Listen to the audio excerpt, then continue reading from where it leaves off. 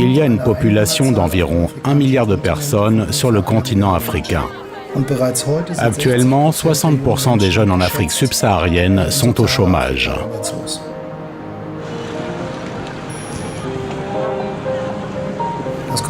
Cela implique, bien sûr, des risques de conflit. Ces personnes sans perspective pourraient souvent se tourner vers le terrorisme ou fuir leur pays.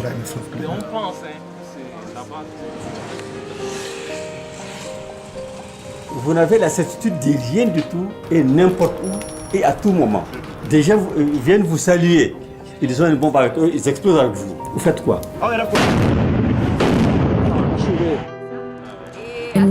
Bien sûr, les problèmes de sécurité de l'Afrique affectent également l'Europe. Il est très important de comprendre cela et de travailler ensemble pour résoudre les problèmes existants. Justement, quand vous parlez de sécurité, de stabilité et de paix, vous savez que le militaire est en première ligne.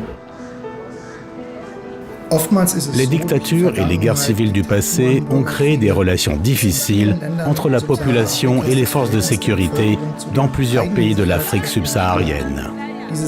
Très souvent, les gens voient leurs propres forces de sécurité comme menace, plutôt que comme protection.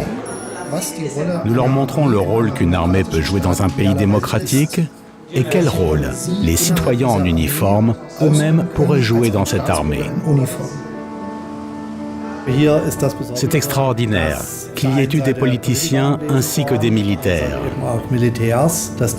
Je considère ceci comme un grand succès. Dans beaucoup de régions, il y a peu d'autorité étatique. Cela offre des opportunités pour des terroristes qui se présentent comme des bienfaiteurs. Nous essayons d'agir contre ce développement par des programmes de dialogue et en combattant les racines du terrorisme dans les régions rurales. Je crois que la sécurité alimentaire est la base de toutes les sécurités. S'il n'y a pas de sécurité alimentaire, il ne saurait y avoir de sécurité civile, il ne saurait y avoir de sécurité militaire. C'est pour ça que je dis que c'est une très très bonne chose. Pour renforcer la démocratie, il faut aujourd'hui renforcer la sécurité alimentaire. Nous avons gré à l'Allemagne et nous comptons beaucoup sur justement l'accompagnement de l'Allemagne pendant ces moments cruciaux.